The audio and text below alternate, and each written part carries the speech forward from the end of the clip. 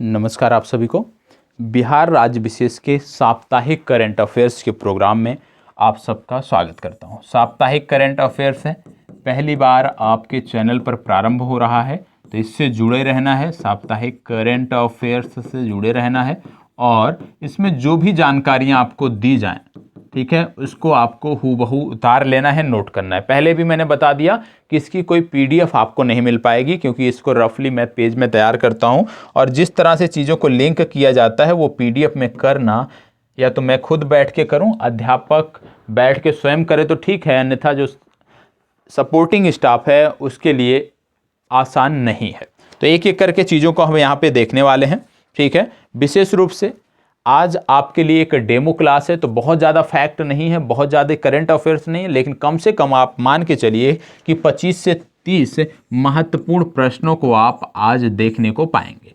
तो एक एक करके हम चीज़ों को शुरुआत करेंगे और साथ ही साथ आपको यदि अच्छा लगे तो प्लीज़ कमेंट बॉक्स में बता दीजिएगा। ज़रूरत है कि इस कार्यक्रम को नियमित चलाया जाए, वीकली ये कार्यक्रम आपको मिलता रहे।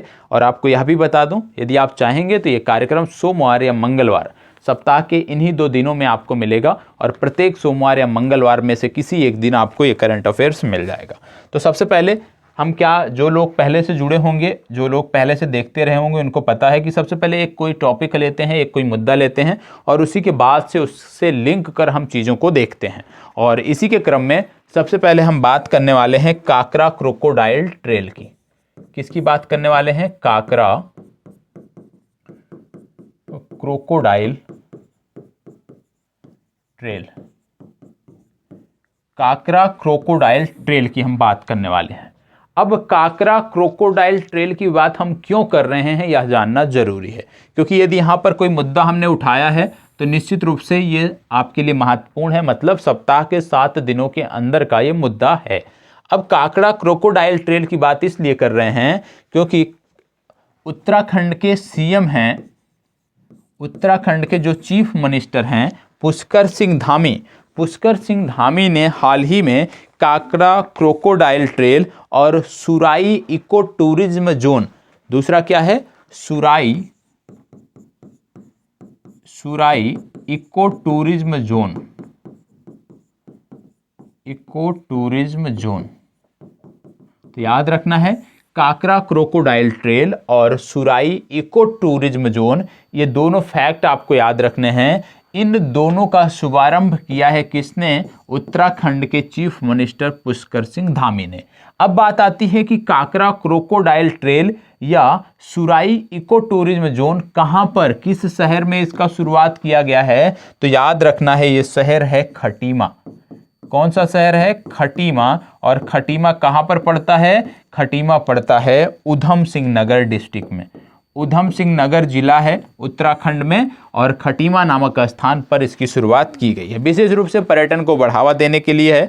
180 वर्ग किलोमीटर के जंगल हैं जहां पर इसकी शुरुआत की गई है। और आपको बता दें कि ये जो खटीमा है, ये जो सुराई इको टूरिज्म जोन है, ये जुड़ता है किससे? उत्तर प्रदेश का एक टाइगर रिजर्व है जिसको बोलते हैं पीलीभीत टाइगर रिजर्व।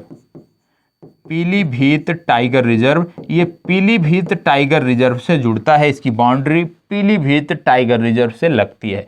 अब अगर पीलीभीत टाइगर रिजर्व से लगती है तो पीलीभीत भी आपके लिए महत्वपूर्ण है। अब एक एक करके चीज़ों को हम देखते हैं। सबसे पहली बात, आपको पता होगा कि ये योजना है उत्तराखंड की। अब उत्तराखंड से संदर्भित कुछ अन्य योजनाएं भी पिछले दिनों चर्चा में रही हैं, जैसे घसियारी कल्याण योजना, इसके बारे में मैंने कई बार बताया है। दूसरा, आपको पता होगा यहाँ पे एक त्यौहार अभी हाल ही में मनाया गया जिसका नाम है जौल जीबी त्यौहार। ये हाल ही में मनाया गया उत्तराखंड में, ये आपको पता होना चाहिए। साथ ही साथ यह भी पता होना चाहिए कि भारत की पहली घास संरक्षिका ये कहाँ पे बनाई गई है, स्थापित की गई है? तो भारत की पहली घास संरक्षिका जो है ये अल्मोड़ा में स्थापित की गई है। अल्मोड़ा में, ये आपको पता होना चाहिए, पूछा जा सकता है। साथ ही साथ आपको यह भी पता होना चाहिए कि क्योंकि बात हो रही है उत्तराखंड की, तो उत्तराखंड का एक स्थान है जिसको बोलते हैं पिथौरागढ़। एक जिला है उत्तराखंड का जिसको बोलते हैं पिथौरागढ़। और पिथौरागढ़ क्यों चर्चा में है? क्योंकि पिथौरागढ़ में ही एक सैन्य अभ्यास हुआ था और वो जो सैन्य अभ्यास था उसका नाम था सूर्य किरण सैन्य अभ्यास। और जो सूर्य किरण सैन्य अभ्यास होता है ये विशेष रूप से भारत और नेपाल के बीच होता है, यह भी आपको पता होना चाहिए कि पिथौरागढ़ जो कि एक जिला है उत्तराखंड का जहां पर सूर्य किरण सैन्य अभ्यास हुआ है। ठीक है, अब इसी के साथ साथ क्योंकि बात हो रही है उत्तराखंड की, तो उत्तराखंड इन दिनों चर्चा में है और भी कारणों से। क्यों? क्योंकि उत्तराखंड में प्रधानमंत्री नरेंद्र मोदी ने अभी हाल ही में 17,500 करोड़ रुपए के प्रोजेक्ट का शिलान्यास किया। अब इनमें कई सारे प्रोजेक्ट हैं, सारे आपको नहीं पता होना चाहिए लेकिन कुछ आपको पता होना चाहिए। जैसे इसी में पहला आपको याद रखना है कि लखवार बांध बन रहा है, लखवार बांध। और ये जो लखवार बांध बन रहा है ये आपको पता होना चाहिए कहाँ पर बन रहा है, तो ये बन रहा है देहरादून में।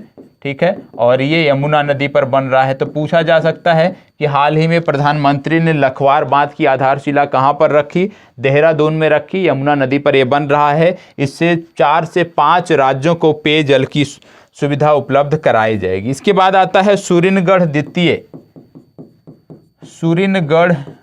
द्वितीय जल विद्युत परियोजना।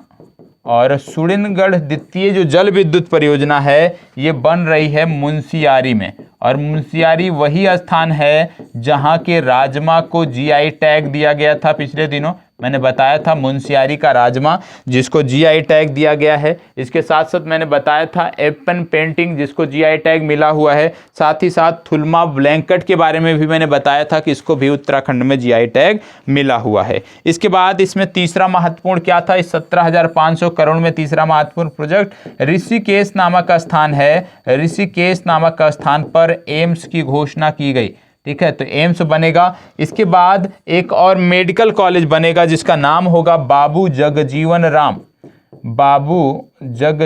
राम मेडिकल कॉलेज, और ये पिथौरागढ़ में बनेगा, यह भी आपको पता होना चाहिए। तो प्रधानमंत्री मोदी जी का जो दौरा था जिसमें 17,500 करोड़ रुपए के प्रोजेक्ट का यहाँ पे शिलान्यास किया गया, उनमें से जो महत्वपूर्ण थे वो आपको बता दिया, ये आपको पता होना चाहिए। अभी हमने देखा था कि पीलीभीत टाइगर रिजर्व से जो है सीमा लगती है किसकी? सुराई इको टूरिज्म जोन की। अब अगर पीलीभीत टाइगर रिजर्व से लगती है तो इसके बारे में भी कुछ जानकारी कर लेते हैं। क्या जानकारी करना है हमें? सबसे पहले पीलीभीत की जब बात हो रही है तो आप जानते हो पीलीभीत जो टाइगर रिजर्व है, पीलीभीत टाइगर रिजर्व जो है ये पड़ता है उत्तर प्रदेश में और यूपी का एकमात्र टाइगर रिजर्व है। यूपी में एक नेशनल पार्क भी पड़ता है जिसको बोलते हैं दुधवा नेशनल पार्क, ये भी आपको याद रखना है। कहाँ पर पड़ता है? ये लखीमपुर खीरी में पड़ता है, ये भी आपको पता होना चाहिए। लखीमपुर खीरी में पड़ता है दुधवा नेशनल पार्क। साथ ही साथ क्योंकि बात हो रही है उत्तर प्रदेश की, तो यूपी की जो राजधानी है ये है लखनऊ। ठीक है, यहाँ के मुख्यमंत्री हैं योगी आदित्यनाथ और राज्यपाल हैं आनंदीबेन पटेल। इनका नाम आपको अवश्य याद आना चाहिए। लखनऊ की बात करें, गोमती नदी के तट पर स्थित है, यह भी आपको पता होना चाहिए। साथ ही साथ आप जानते हो लखनऊ से लगा हुआ एक शहर है कानपुर। ठीक है, लखनऊ से मात्र 70 से 80 किलोमीटर की दूरी पर एक शहर है कानपुर। ठीक है, कानपुर के बारे में आपको बता दें इन दिनों कानपुर चर्चा में है। चर्चा में क्यों है कानपुर? क्योंकि कानपुर को जोड़ा गया है। किससे जोड़ा गया है? बीना रिफाइनरी से जोड़ा गया है। किससे जोड़ा गया है? बीना रिफाइनरी।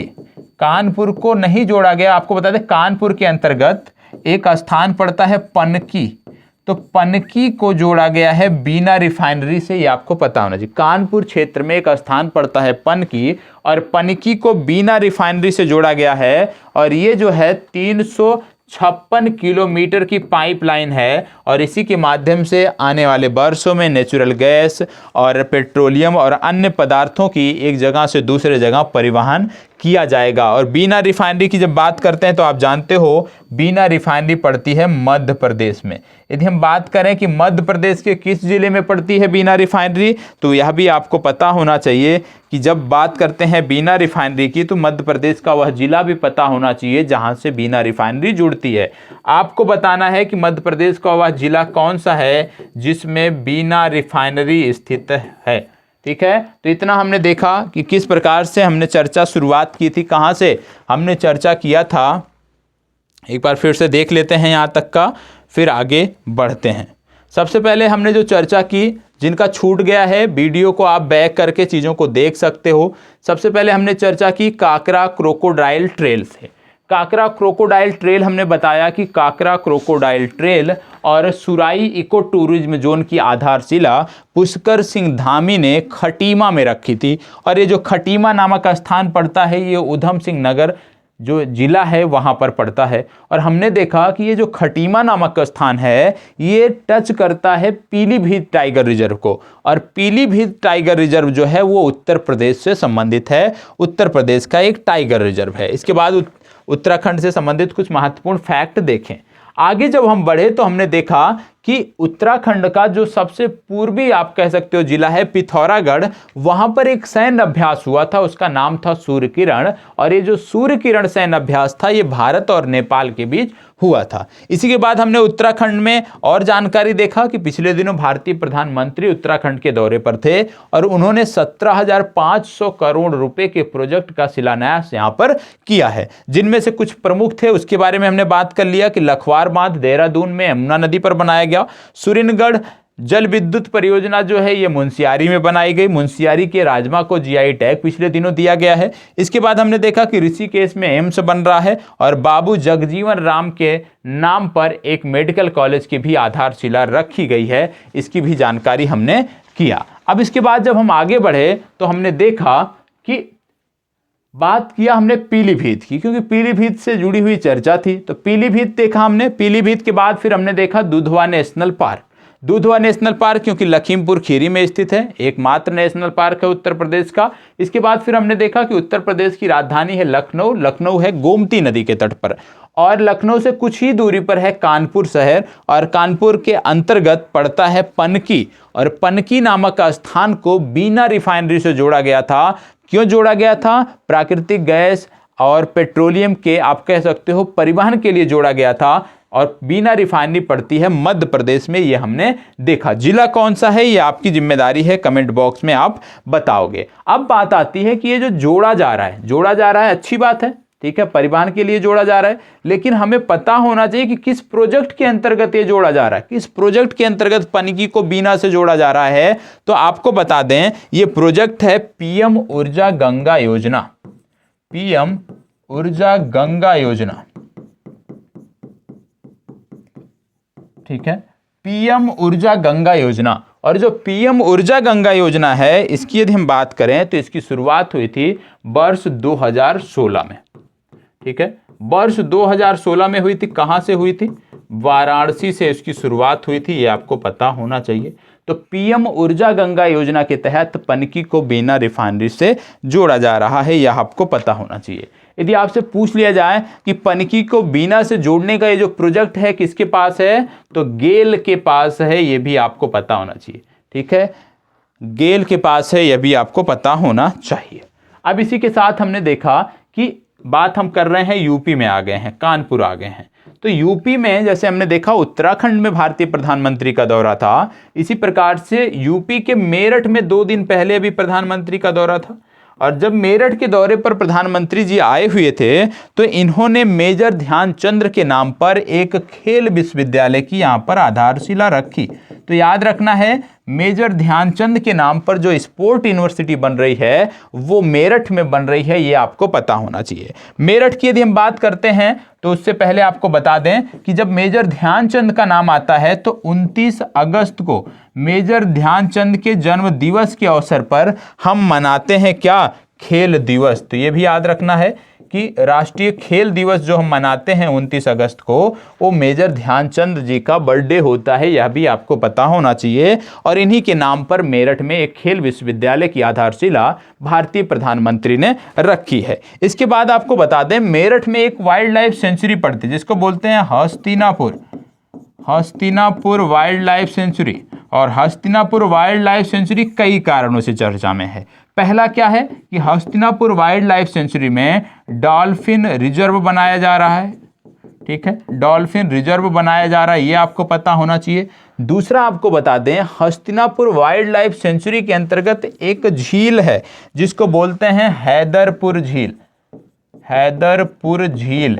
और हैदरपुर झील भी इन दिनों चर्चा में है। क्यों चर्चा में है हैदरपुर झील? क्योंकि हैदरपुर झील जो है ये रामसर स्थल घोषित किया गया है और भारत का ये 47वां रामसर स्थल होगा। यूपी की बात करें तो यूपी का ये 10वां रामसर स्थल होगा, ये भी आपको पता होना चाहिए। ठीक है, हस्तिनापुर वाइल्ड लाइफ सेंचुरी के अंतर्गत आता है हैदरपुर झील, और हैदरपुर झील भारत का 47वां और उत्तर प्रदेश का 10वां रामसर स्थल होगा। इसके बारे में भी हमें पता होना चाहिए। अब हम बात पहुंचा दिए हैं रामसर स्थल पर। ठीक है, चर्चा तो उत्तराखंड से थी, लेकिन अब हम पहुंच चुके हैं रामसर स्थल पर। तो चलिए भैया, रामसर स्थल पर पहुंचे हैं तो ईरान का भी सफर कर ही लेते हैं। अब रामसर स्थल की जब बात करते हैं तो हमें याद आना चाहिए रामसर समझौते के बारे में कि भैया रामसर समझौता है क्या। रामसर समझौते की जब हम बात करते हैं तो विशेष रूप से आर्द्र भूमियों को संरक्षित करने का यह एक समझौता है, और वर्ष 1971 में यह समझौता हुआ था। वर्ष 1975 में इसको लागू कर दिया गया था। तो रामसर समझौते के बारे में पता होना चाहिए। ईरान का एक यह शहर है और इसी शहर में यह समझौता हुआ था, जिसके कारण इस समझौते को रामसर समझौते के नाम से जाना जाता है।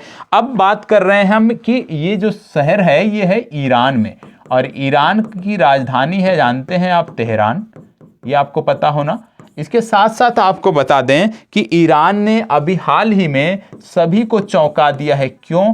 क्योंकि इन्होंने सिमोर्ग, ये नाम याद रखिएगा, ईरान ने हाल ही में Simorgh satellite launch vehicle launch किया है। ये भी आपको पता होना। सिमोर्ग नामक सैटेलाइट लॉन्च व्हीकल तैयार किया है, जिसके कारण पूरे विश्व की निगाहें एक बार फिर से ईरान पर टिकी हुई हैं। तो सिमोर्ग याद रखना है। सिमोर्ग नामक सैटेलाइट लॉन्च व्हीकल जो है ये ईरान ने तैयार किया है। ईरान ने पिछले दिनों आपको पता होगा नूर नामक उपग्रह भी अंतरिक्ष में भेजा था। नूर नामक उपग्रह भी अंतरिक्ष में भेजा था, यह भी आपको पता होना चाहिए। साथ ही साथ कई बार पूछा जाता है कि जो इस तरह के महत्वपूर्ण देश होते हैं उनमें हमारे राजदूत कौन हैं, तो याद रखना है गद्दाम धर्मेंद्र। गद्दाम धर्मेंद्र हमारे राजदूत हैं ईरान में, ये भी आपको पता होना चाहिए। देखो, दो शब्द आप सुनते हो, एक आप सुनते हो राजदूत, एक आप सुनते हो उच्चायुक्त। दो शब्द आप हमेशा सुनते हो, एक सुनते हो राजदूत, एक सुनते हो उच्चायुक्त। तो हमें भी कंफ्यूजन होती थी जब तक हमें जानकारी नहीं थी राजदूत क्या होते हैं, उच्चायुक्त या हाई कमिश्नर क्या होते हैं। तो आपको बता दें, ऐसे देश जो राष्ट्रमंडल के सदस्य हैं, कहने का मतलब ऐसे देश जो कभी ना कभी ब्रिटिश साम्राज्य पर निर्भर थे, उन सभी में जब हम नियुक्त करते हैं किसी राजदूत को तो उसको हम बोलते हैं हाई कमिश्नर, उच्चायुक्त। और राष्ट्रमंडल के जो देश हैं 54, उनके अतिरिक्त जब हम बात करते हैं तो हम इस पद को जानते हैं किस नाम से? इस पद को राजदूत के नाम से जानते हैं। और जब हाई कमिश्नर के नाम से बात करते हैं तो इसका मतलब है कि वह देश राष्ट्रमंडल का सदस्य देश है। इतनी जानकारी आपको होनी चाहिए। ठीक है, चलिए आगे बढ़ते हैं और अभी हम इसी तरह से लिंक करके आगे बढ़ेंगे। और निश्चित रूप से यदि आप पहली बार देख रहे हैं तो हो सकता है कुछ चीज़ें आपको समझ में ना आए कि क्या हो रहा है, लेकिन प्रयास करिए, एक बार फिर से देखिएगा, बहुत ही मज़ा आने वाला है। अभी हम पहुँचे थे ईरान। अब ईरान से हम आते हैं वापस, ईरान से वापस आते हैं और हम पकड़ते हैं डॉल्फिन रिजर्व को। ठीक है, डॉल्फिन रिजर्व जो कि हस्तिनापुर वाइल्ड लाइफ सेंचुरी में बनाया जा रहा है, इसको हम पकड़ते हैं। और डॉल्फिन रिजर्व को पकड़कर हम आ जाते हैं कि भारत में कितने प्रकार की डॉल्फिन पाई जाती हैं। विशेष रूप से गंगेटिक डॉल्फिन पाई जाती है, सिंधु नदी डॉल्फिन पाई जाती है, जो कि विशेष रूप से ब्यास नदी में पाई जाती है, पंजाब का जलीय जीव है। तीसरा है इरावदी डॉल्फिन, और इरावदी डॉल्फिन की यदि हम बात करें तो ये उड़ीसा में पाई जाती है, विशेष रूप से चिल्का में। ठीक है, अब ये उड़ीसा में पाई जाती है तो हम पहुंच गए अब डॉल्फिन से उड़ीसा। अब उड़ीसा में यदि हम पहुंच गए तो इस सप्ताह उड़ीसा से जुड़े हुए कुछ करंट अफेयर्स हैं। क्या हैं? सबसे पहले उड़ीसा राज्य सरकार ने पेंशन भोगियों के लिए डिजिटल जीवन प्रमाण पत्र प्रणाली आरंभ कर दी है, और इस तरह की प्रणाली आरंभ करने वाला भारत का पहला राज्य बना है उड़ीसा।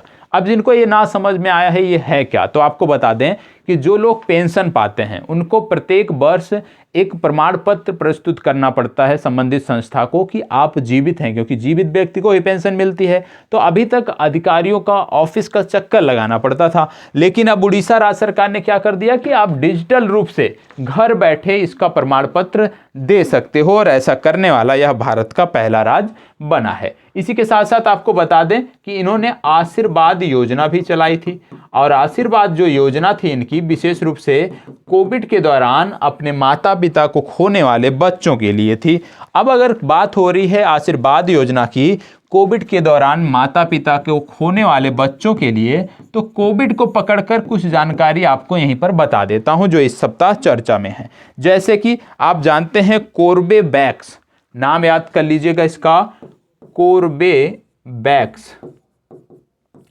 कोर्बेवैक्स नामक एक प्रोटीन सब यूनिट कोविड वैक्सीन को भारत में मंजूरी दे दी गई है। याद रखिएगा, कोर्बेवैक्स नामक ये प्रोटीन सब यूनिट कोविड वैक्सीन है और इसको भारत में मंजूरी दे दी गई है। और इसको बनाया किसने है यदि आपसे पूछ लिया जाए तो दो संस्थाओं ने बनाया है। पहला है टेक्सास चिल्ड्रन हॉस्पिटल, दूसरा बैलोर कॉलेज ऑफ मेडिसिन। ये दोनों नाम आपको पता होना चाहिए, साथ ही साथ वैक्सीन का नाम आपको पता होना चाहिए। तो टेक्सास चिल्ड्रन हॉस्पिटल और बैलोर कॉलेज ऑफ मेडिसिन द्वारा इसको तैयार किया गया है। नाम है कोर्बेवैक्स, CORVEVAX। यह भी आपको पता होना चाहिए। ठीक है, इतनी जानकारी आपको होनी चाहिए। चलिए बढ़ते हैं आगे, और अभी तक बात कर रहे थे हम उड़ीसा की, और उड़ीसा में ही कुछ चीज़ें और आपको बता देता हूं। जैसे आप जानते हो भारत का पहला टसर सिल्क उत्पादन केंद्र, नोट कर लीजिएगा, भारत का पहला टसर सिल्क उत्पादन केंद्र जो खोला गया है ये कटक में खोला गया है, ये आपको पता होना चाहिए। साथ ही साथ आपको बता दें कि यहाँ पर एक प्रोग्राम शुरू हुआ है जिसका नाम है समहति प्रोग्राम। समहति प्रोग्राम, ये आपको पता होना चाहिए, समहति प्रोग्राम। अब समहति प्रोग्राम है क्या? समहति प्रोग्राम में जो अध्यापक होंगे राज्य सरकार के अंतर्गत उनको जनजातीय भाषा सीखनी पड़ेगी। अब आपका प्रश्न बनेगा कि भाई जनजातीय भाषा क्यों सीखनी पड़ेगी?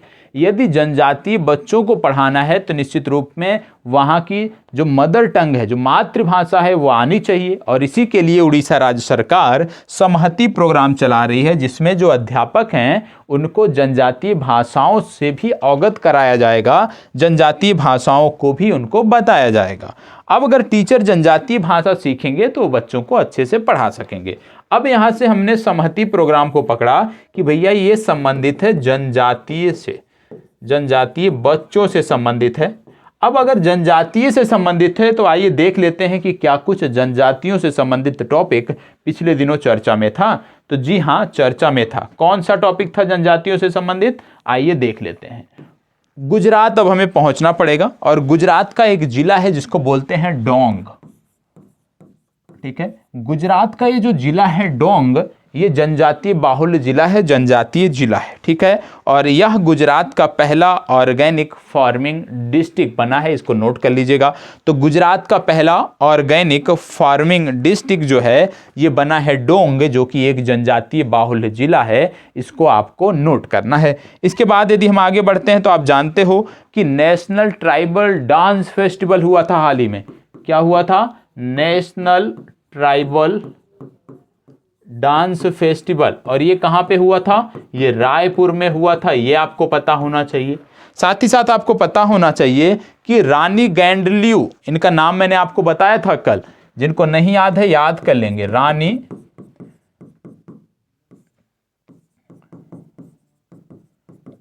गैंडलियू, और रानी गैंडलियू के नाम पर एक जनजातीय स्वतंत्रता सेनानी संग्रहालय स्थापित किया गया है, और जिसका नाम रखा गया है रानी गैंडलियू जनजातीय स्वतंत्रता सेनानी संग्रहालय। और ये कहाँ पे स्थापित किया गया है? ये मणिपुर में स्थापित किया गया है, ये आपको पता होना चाहिए।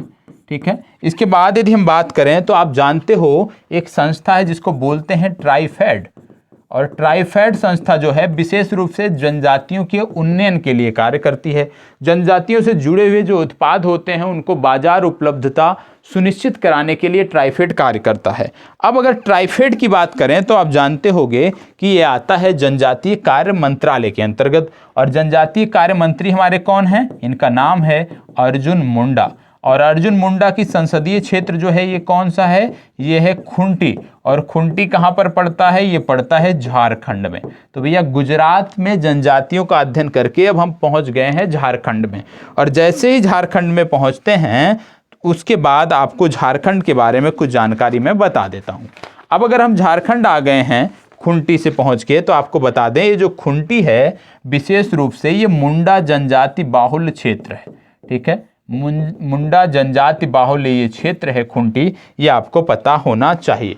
और झारखंड इसलिए पहुंचे हैं क्योंकि भारत का पहला कार्बन कैप्चर प्लांट, याद कर लीजिएगा, भारत का पहला कार्बन कैप्चर प्लांट जो लगाया गया है वो जमशेदपुर में लगाया गया है, ये आपको पता होना चाहिए। इसी के लिए गुजरात होकर फिर हम यहाँ पर पहुँचे हैं। तो इस तरह से यदि लिंक करके आप पढ़ते हो, एक तो रुचि रहती है कि आप कहाँ से लिंक कर पाते हो सकता है आप मेरे से बेहतर लिंक कर पा जाओ, हो सकता है आप विषय वस्तु से अलग, जैसे कि आप इतिहास से इसको लिंक कर दो। अब मुंडा तक यदि हम पहुँचे हैं तो यहाँ से यदि हम बिरसा मुंडा को पकड़कर भारतीय स्वतंत्रता आंदोलन में पहुँच जाते हैं तो कुछ गलत नहीं होगा। यहाँ से यदि हम बिरसा मुंडा के बारे में जानकारी कर लेते हैं तो कुछ गलत नहीं होगा। और जब बिरसा मुंडा को पकड़कर हम भारतीय स्वतंत्रता आंदोलन में प्रवेश करते हैं, फिर वहाँ से तो भारतीय स्वतंत्रता आंदोलन के किसी भी फैक्ट को जोड़ा जा सकता है। ठीक है, तो इस तरह से यदि आप करोगे स्वयं से ना, तो चीज़ें आपकी बहुत ही बेहतर होती जाएंगी, और इससे आपको करंट अफेयर्स पढ़ने का जो नज़रिया है,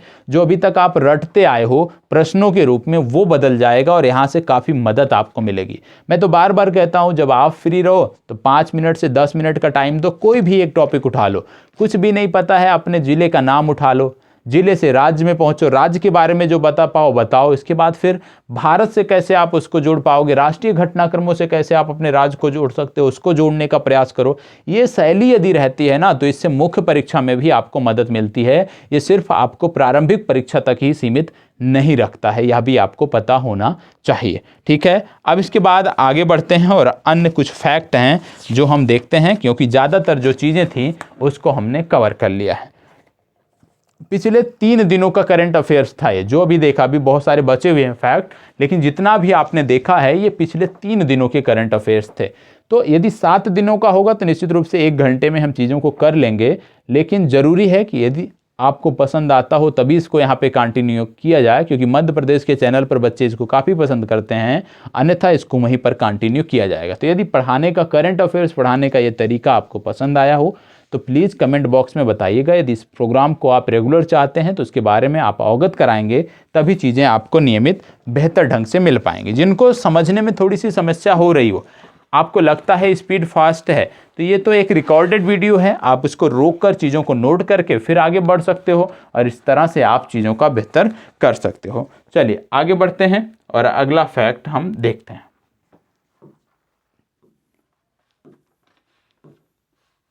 चलिए अब हम बात करने वाले हैं विशेष रूप से मिशन सागर की। मिशन सागर के तहत अभी हाल ही में मोजाम्बिक को 500 टन की सहायता भेजी गई थी, खाद्य सहायता भेजी गई थी। और यहाँ पे जो जहाज गया था ना, उसका नाम था INS केसरी। ठीक है, INS केसरी यहाँ पर भेजा गया था। अब कुछ जहाज और भी हैं जो चर्चा में रहते हैं, उनके बारे में आपको बता देता हूं।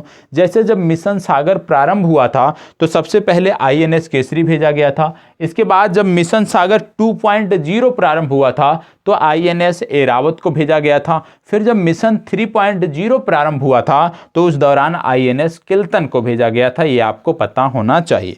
अब यहाँ पे जो कुछ जहाज़ों के बारे में मैं बता रहा हूँ, जैसे एक पनडुब्बी है INS सिंधुवीर।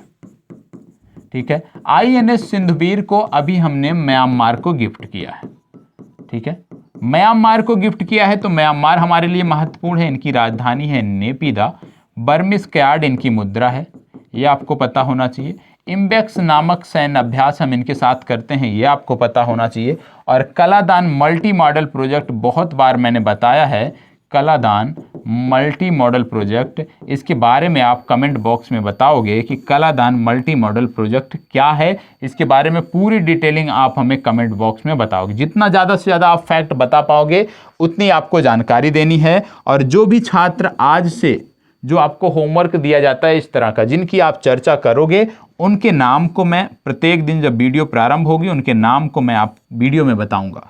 तो जो भी छात्र चाहते हैं कि उनका नाम लिया जाए क्लास के दौरान, तो प्लीज़ जो होमवर्क दिया जाता है उसको तन्मयता के साथ करें। जो सबसे बेहतर ढंग से सबसे ज़्यादा फैक्ट बताएगा कलादान मल्टी मॉडल प्रोजेक्ट से संबंधित, उसका नाम और उसके कमेंट को मैं यहाँ पे दिखाऊंगा। ठीक है, चलिए अब आगे देख लेते हैं। यहाँ पे बात हो रही है नौसेना की। तो पिछले दिनों मैंने आपको बताया कि अभी हाल ही में आर रवि कुमार हमारे नए एडमिरल बने हैं। आर हरि कुमार, इनका नाम आपको पता होना चाहिए।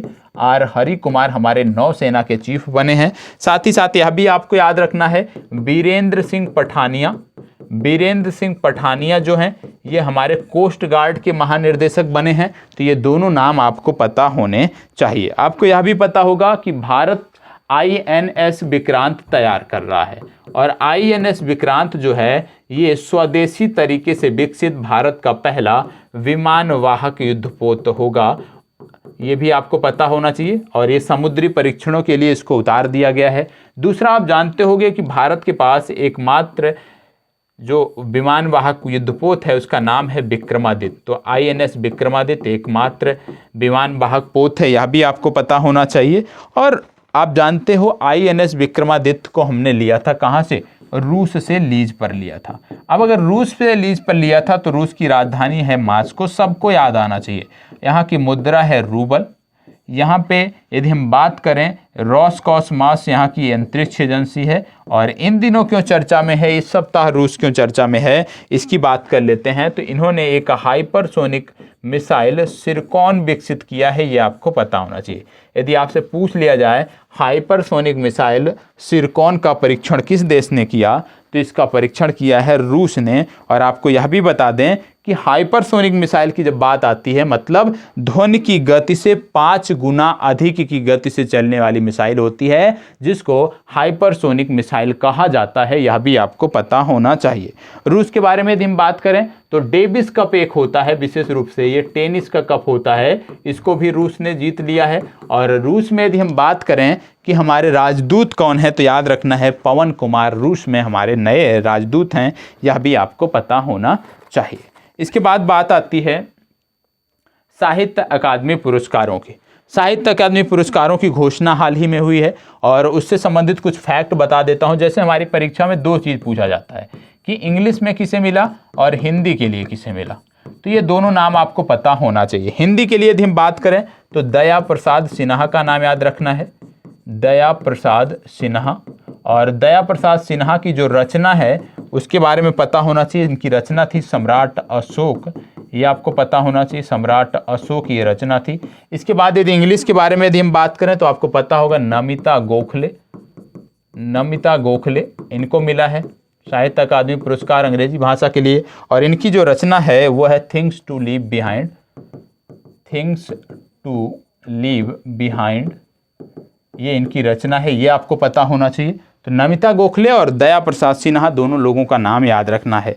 साहित्य अकादमी पुरस्कार की यदि हम बात करें तो ये 22 भाषाओं के लिए दिया जाता है। सबसे पहले 24 भाषाओं के लिए दिया जाता है। इनमें से 22 भाषाएं ऐसी हैं जो संविधान की 8वीं अनुसूची के अंतर्गत आती हैं। 2 भाषाएं ऐसी हैं जो संविधान की 8वीं अनुसूची से अलग हैं। वो कौन कौन सी हैं? वो हैं इंग्लिश और राजस्थानी। तो याद रखना है, इंग्लिश और राजस्थानी 2 ऐसी भाषाएं हैं जिनके लिए साहित्य अकादमी पुरस्कार दिया जाता है, लेकिन ये संविधान की 8वीं अनुसूची में शामिल नहीं है। कुल 24 भाषाओं के लिए साहित्य अकादमी पुरस्कार दिया जाता है, जिनमें से 8वीं अनुसूची में सम्मिलित भाषाएं और 2 भाषाएं इंग्लिश और राजस्थानी शामिल हैं। इनका भी आपको पता होना चाहिए। इसके साथ साथ एक फैक्ट नोट कर लीजिएगा कि Atal ranking of institute innovation achievement जारी हुई है, और अटल रैंकिंग में इस बार लगातार तीसरी बार IIT मद्रास टॉप पर है।